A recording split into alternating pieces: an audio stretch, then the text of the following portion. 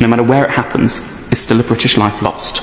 And because compassion in the face of tragedy isn't optional, it's a duty, and it's a duty that we should be taking. Thank you, Madam Deputy Speaker. May I begin by congratulating the Honourable Member for Maidenhead on securing this very important debate and for his thoughtful and compassionate contribution. He has used his voice this evening for the voiceless, and I thank him for doing so. Losing a loved one to murder is devastating. But when that tragedy happens overseas, the pain is only compounded by distance, unfamiliar legal systems, and the complexity of navigating bureaucracy while trying to grieve. And I fully agree with him. Families going through something so traumatic should never ever have to face it alone, and they should be able to access support to help them cope and recover. Let me reassure him and this House that bereaved families in England and Wales can access support, even if the crime took place abroad. The Foreign and Commonwealth and Development Office leads on providing support to families bereaved through murder or manslaughter overseas. The Specialist Murder and Manslaughter Team in the FCDO's Consular Assistance Department provides emotional support to bereaved families, as well as helping them to navigate challenging investigative and judicial processes in foreign countries. This includes when a death occurred in an event designated by the UK Government as an act of terrorism. Families can receive updates on the investigation or trial, guidance about local legal processes, and help finding support services in the country where that incident happened. And while the FCDO cannot intervene in another country's justice system, they do all they can to ensure that families are kept informed and treated with compassion.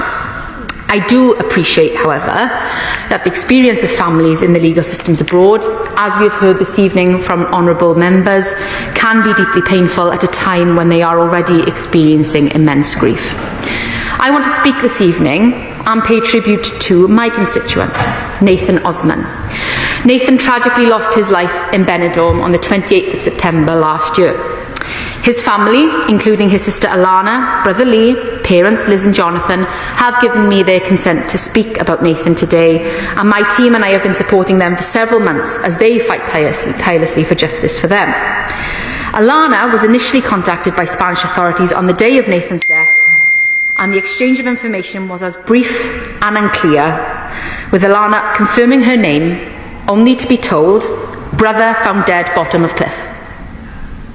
They were then told to contact the British Embassy 2 days later and left with no additional information. The Spanish police initially, like the Honourable Member's case of Dr. Ding, ruled Nathan's death as accidental and closed his case with little investigation or support. It was only thanks to the research and investigation of the family themselves, with the help from my team, specifically from Rebecca Lewis in my team, that enough information was now collated to reopen that case, and I hope that this will bring a result of closure for the Osman family. While South Wales Police did their best to support the family during the immediate aftermath of Nathan's death, they had no direct contact with Spanish authorities or Interpol to clarify if the translated information the family had received was correct and accurate. I will happily give one.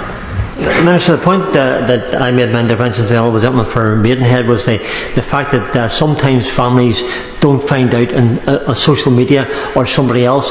I would have thought that whenever the police or whatever country it would have been aware that he or she was a British citizen, immediately they would contact the embassy and make them aware of it, so that they could be the conduit to ensure. I'm just wondering, is that something that could be done?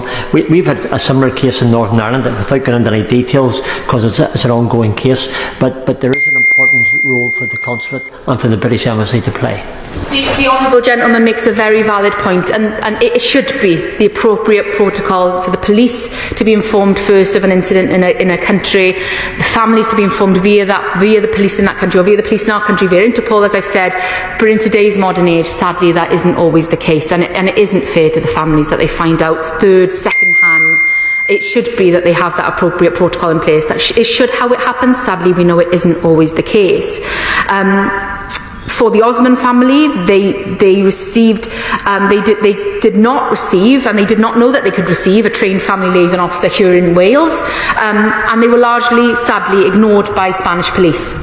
When they visited Spain shortly afterwards, they had to describe the situation on a mobile phone via Google Translate, as we've heard from other similar cases, and there was extensive miscommunication throughout the ordeal between the families and external authorities, costing valuable investigation time and prolonging the agony for the family. Now, there were many other issues with obtaining Nathan's case file and coroner's report, which the family believed contain a number of discrepancies. No one should have to endure what they went through. Losing a young family member in such horrific circumstances is a pain few of us can truly understand, and they were re-traumatised through various errors and miscommunications. In the pictures and videos shared with my team by the family, it is easy to see what a dedicated father Nathan was to his young children and how much he is still loved and missed every day. I want to thank Alana, Lee, Liz and Jonathan for sharing Nathan's story with me, and I want to thank honourable members this evening for sharing their stories with me. I'm sure the whole House will join me in sharing all of our condolences to everyone impacted by this. The Minister to give way? Yeah, I will. I thank her very much for giving way and for the open and sensitive way that she's responding to this, and for sharing the experiences of her constituent Nathan, which is a case that I'm familiar with. She's heard me explain the contact that I'm having with the family of Rob Spray in my constituency, and I wonder whether, when the time is right for the family, whether she would be willing to meet with them and with me to see what could be done to get them the answers that they so desperately want. I am grateful to my honourable friend for raising the Sprays experience. It is their lived experience and the experiences of other bereaved families that fuel me and give me that information in order to conduct my role as the Victims Minister, and I wholeheartedly welcome that correspondence and that information. As I've stated, in addition to the FCDO support that is there, the Homicide Service is commissioned by the Ministry of Justice to provide specialist practical, emotional, peer and advocacy support to families after a murder, whether it happened here or abroad. For homicides that do occur overseas, that includes funding to contribute to the cost of repatriation to the UK, for the family to travel to the country in question, for the interpretation and translation of documents, among other services. Crucially, this support is tailored to each family's circumstances, and it is available for as long as they need it, so that families are not left to navigate these challenges alone.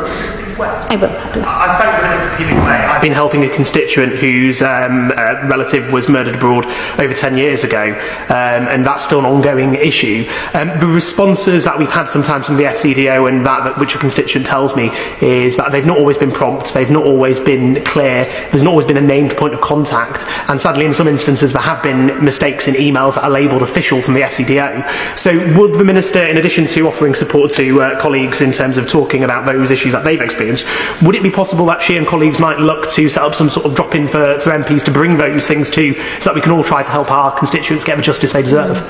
I thank the honourable member for that contribution, and I am so sorry to hear of his constituent's case and experiences. It is exactly that type of experience that is fuelling me, as I've already said, in terms of looking at what more we can do to support families of those murdered abroad, and I think a drop-in is welcome. I welcome correspondence from members across the House on their experiences, and appeal to families in England and Wales to hear about their experiences directly, so that I can work with charities such as Murdered Abroad and the Victims Commissioner to look at what more we can do for them. We do have a memorandum of understanding in place on murder, manslaughter and infanticide abroad between the FCDO, UK Policing and HM Coroners. This sets out clearly the support that is available when a British national is murdered overseas and the deceased has been repatriated to England and Wales. And it clearly defines the roles of each signatory, setting out a shared commitment to working together in support of bereaved families. In some cases, this does include assigning a family liaison officer to bereaved families in the UK, although I do appreciate that this is at the discretion of the local police force. At a local level, in England and Wales, police and crime commissioners also have the power to commission services for all victims of crime, including supporting victims where the crime has been committed overseas. However, we recognise, as I have already outlined, that for many families in this difficult position, it is not always clear what support is available or how to access it. That is why as we develop the new Victims Code, provided for in the Victims and Prisoners Act 2024, we are considering what further information can be included to better signpost help for those affected by crimes overseas, and I intend to consult on the new code with all new members and the public in due course. I will. Thank you.